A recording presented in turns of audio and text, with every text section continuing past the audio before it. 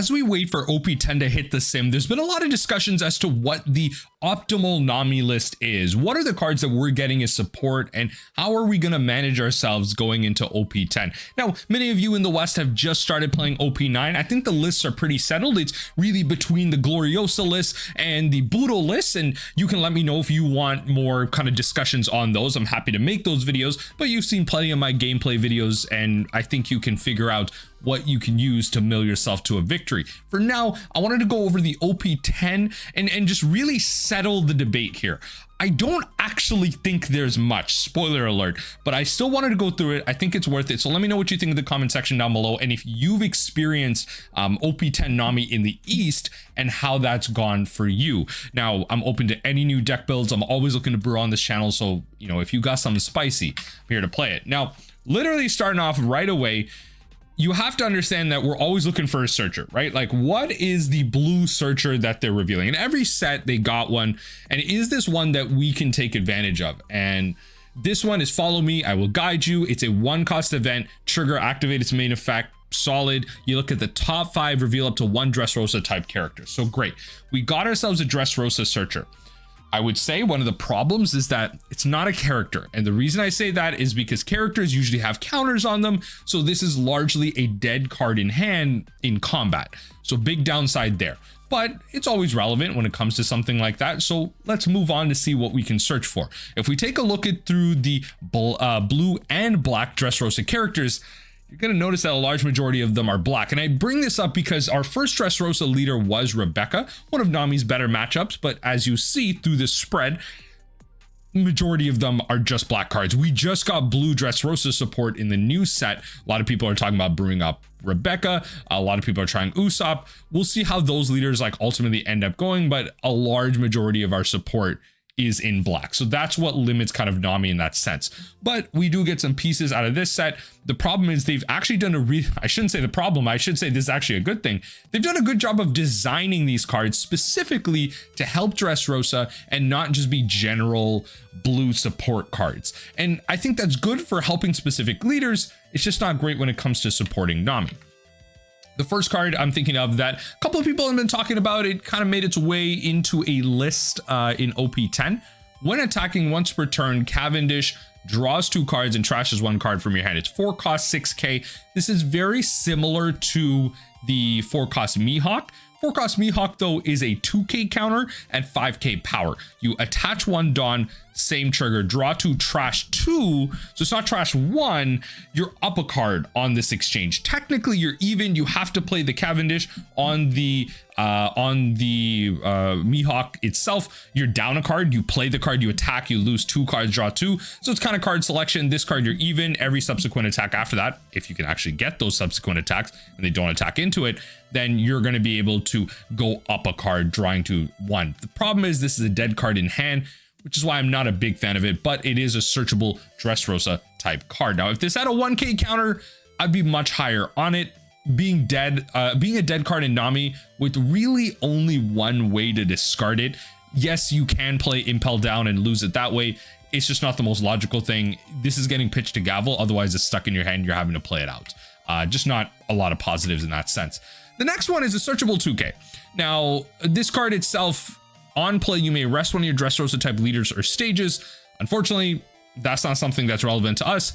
Up to one of your Monkey D. Luffy characters getting banished until the end of the turn. It doesn't even have an effect that's worth thinking about in the future. It's a searchable 2-cost 2k. It's a searchable 2k off the Dressrosa. It's just, again, this is the baseline of what you want. You want a searcher, you want a searchable 2k. That's great. You get that in Impel down. You get that in the Kuja Pirates package. You get that in some of the better packages that Nami has had. It's the baseline. Of course, it's going to exist. The problem is the support doesn't exist too far beyond it. Now, this is something a little bit better. It doesn't really do too much, but you know, Sabo is 4 cost 5k. It's a searchable 2k, which is great. It's not dead in hand. It's a good counter. And Dressrosa type, if your character with a base cost of 7 or less other than Sabo would be removed from the field by your opponent's effect. So not combat, you're not getting something tricky in with like a Margaret blocker, but if that does get KO'd or it does get bottom decked, then you may return this character to its owner's hand instead. Now this has some merit. It's possible to use this to protect a blocker to force them to attack in with it. If they go to remove it, you can bounce Sabo back to your hand and then you can use it as a 2k counter again. Problem is that's a 4-cost card. There's a lot to this card. It's just, you require a wider board. You require like other things kind of going into it. This is meant to be support for, you know, a card that we're going to discuss in a second, but searchable 2k nonetheless. You have a couple of options with this. So there is a possibility that like you run, you know, 4 of the searchers, 8 of the 2Ks, maybe some other stuff, and then you play like a Deathwink build. But then like even then that's just an Impel Down build. Just play Impel Down because this is an easy way to get rid of cards in your hand. Just play Impel Down. The card that really is the big interesting one, right? This is like Blue Moria that everyone's talking about. 7 cost, only 4k power, but it has a 1k counter. So it's not dead in hand, which is really powerful for something of this caliber at 7. On play, if there is a character with 8 or more cost, draw 1 card. So it's a symmetrical effect. If there is an 8 cost on the opponent's side, you draw a card. But regardless, in Usopp, this counts as an 8k. So it will come down in Usopp and immediately draw a card. Then reveal up to 2 Dressrosa type characters with cost of 7 or less, other than Rebecca, from your hand. So if you have multiple Dressrosa type characters, you can play any one of them. So if you have, like, you can reveal 2 7-cost characters, but you can play one of the 7s and then play a 4 rested. And so they have to be the revealed cards. So you can reveal 2 7s, but you can only play 1 7. You should reveal like a 7 or something less. So this allows you to play like some of the other bigger stuff here, like kind of right behind the screen. You have like the 7 cost 9k. You get to play something like that, bounce like a 5 cost character back to the opponent's hand. And then the big problem is that this doesn't allow you to play anything else. If this could play Nami and Margaret, if this could play Kaya and Margaret, if this could play Gloriosa and Margaret, 2 Margarets, like this card would be insane.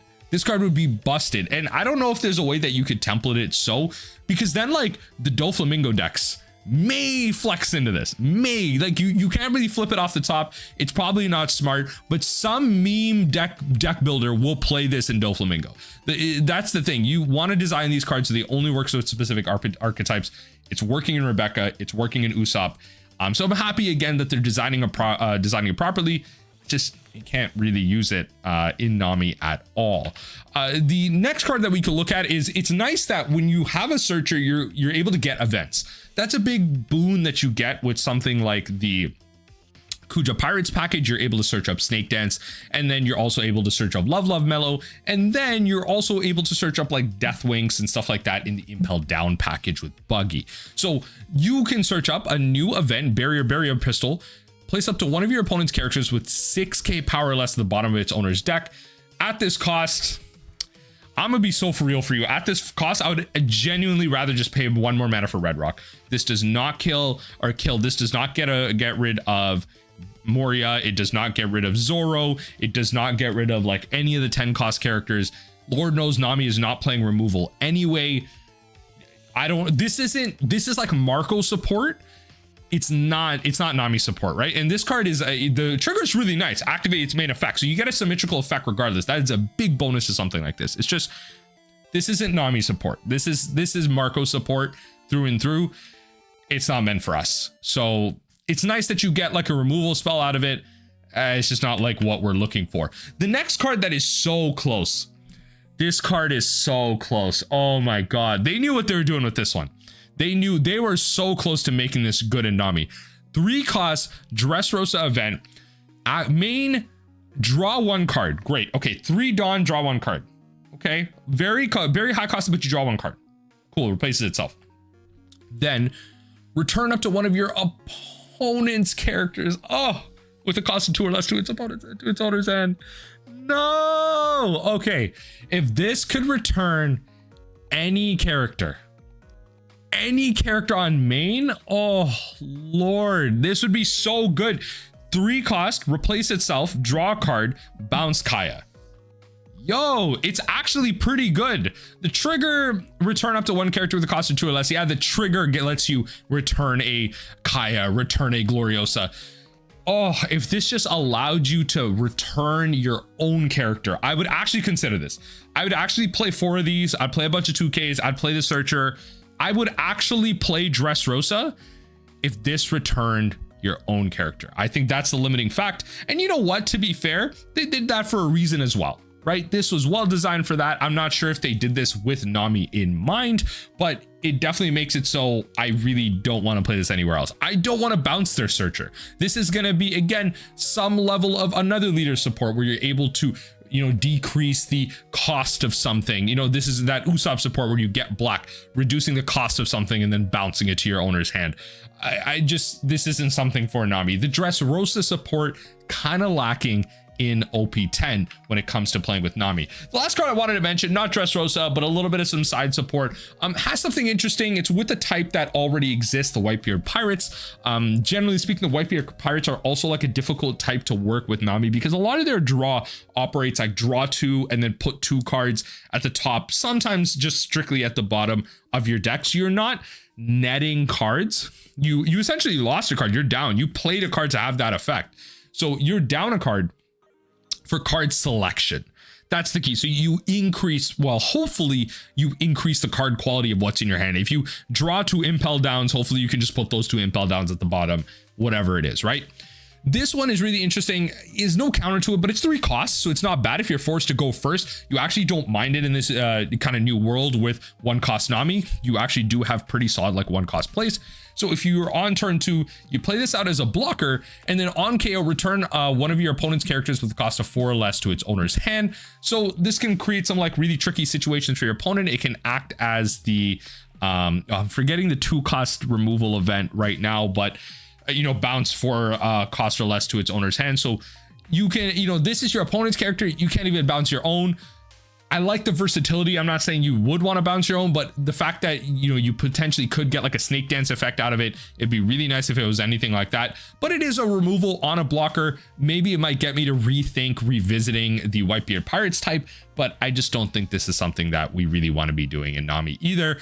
It's just something to bring up eventually if Whitebeard Pirates becomes playable for the Nami archetype. So with that in mind, the last card I wanted to bring up, a couple of people have actually messaged me about this. I've seen like maybe 2 to 3 YouTube comments about this regarding the Soga King character that just got revealed in EBO2. So this is an OP10, but some people have brought this up, you know, according to the card rules, this card is treated as Usopp. On play, draw 2 cards and place 2 cards from your hand at the bottom of your deck in any order. Again, it's like that Whitebeard Pirates thing where you're down on cards. You played a character to just increase your, hopefully, quote unquote, increase your card quality. So hopefully you draw 2 cards that you need, and then you place 2 cards that you need less at the bottom of your deck. Then return up to 1 character with the cost of 1 or less back to its owner's hand. So the idea is that you're returning something like a Searcher, you're returning a Kaya, you're returning a Nami that you want to potentially protect. You're returning stuff like that. Now, this card, even though it has a 1K counter, is not worth it in Nami. It's not worth it. This card sucks. It does nothing beyond the on play. Zeph costs 1 more. It mills 2. Doesn't even require anything to bounce. It mills 2, and Zeph bounces a 3 cost or less. There actually is value in the 3 cost when it comes to bouncing your opponent's stuff, right? I'm thinking about in the yellow matchup, you're bouncing Pero Sparrows. You might be bouncing like cheap blockers. Like Zeph is way better at 1 more cost. Heck, if you wanted to play something at 4 cost, 5K power, play the damn Bellmare. Bellmare doesn't bounce a character, but Bellmare has the upside of your opponent needs to answer this thing, right? If it hits your opponent, they have no blocker. This thing mills 7 cards, and on KO, even if they answer it, if they're not blue and they don't have a tuck or a bounce, then this thing is gonna mill you 3 cards. 4 Dawn, mill 3 cards, not bad. 4 Dawn, mill 3 cards, take a swing so it acts as a blocker, or take a card out of your opponent's hand. Not bad. And when I say a card out of your opponent's hand, that's like a removal, right? A piece of removal. So 4 Dawn, mill 3, blocker, or remove a card from your opponent's hand. That's not bad. That's way better than this. And then the upside is if you don't choose that and you attack in, 7 cards milled. Bellmare is way better than this card. Bellmare is also searchable, being East Blue. This card's not good. All right, if y'all are struggling and y'all need to play characters, there's way better characters that Nami could be playing than this. Play Rush Usopp over this. Rush Usopp is, I don't like Rush Usopp. I'm gonna be honest, I like it as a meme. Go to locals, you play it. You want to competitively win consistently with Rush Usopp? It's not happening. It's not happening. And Rush Usopp is still better than this card. Rush Usopp actually surprises some matchups. It's terrible against the majority of matchups, but some matchups, it gets people. And that's what's key. This card is not getting nobody. You're not milling 10 cards with this, all right? Like, it's not a good card. Don't play this. So ultimately, all of this lands me on the deck list. So there's 2 deck lists I want to showcase in this video, and this is kind of the base deck list right here for OP09, and I think it's going to translate directly into OP10. This is the one with Gloriosa as your searcher.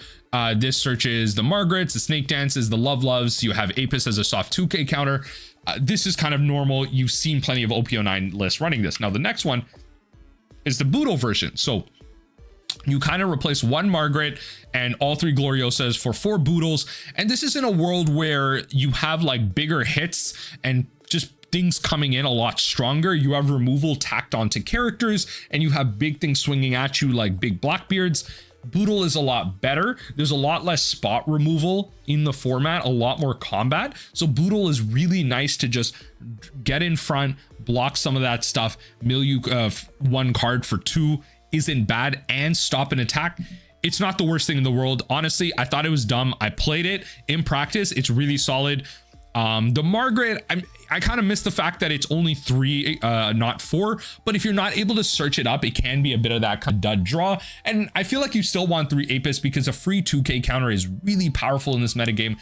And honestly, you need to have a really good reason not to be playing 1 cost Nami. I don't think there is a good reason. If you want to be competitively viable, you need 4 copies of this card. The rest of the list is pretty standard. You got your White Snake, Snake Dances, all that stuff. Snake Dance is still really powerful just to be able to, worst case scenario, recur the Margarets, worst case scenario, protect the Nami. You're really here to bounce the Kaya. The trigger's really good to recur some things as well.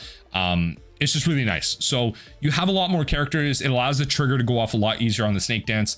And so these are the 2 lists that I think will probably just be going into OP10. If you're in the East right now, let me know what you think in the comment section down below. Are these the type of lists that you're working towards right now? Are you playing Rush Usopp? Are you playing anything from the Dressrosa support package? I'd be really surprised if you are. Let me know what you think down below. For now, let's trudge right back into OP09 with videos from the rest of this week, and happy milling, folks.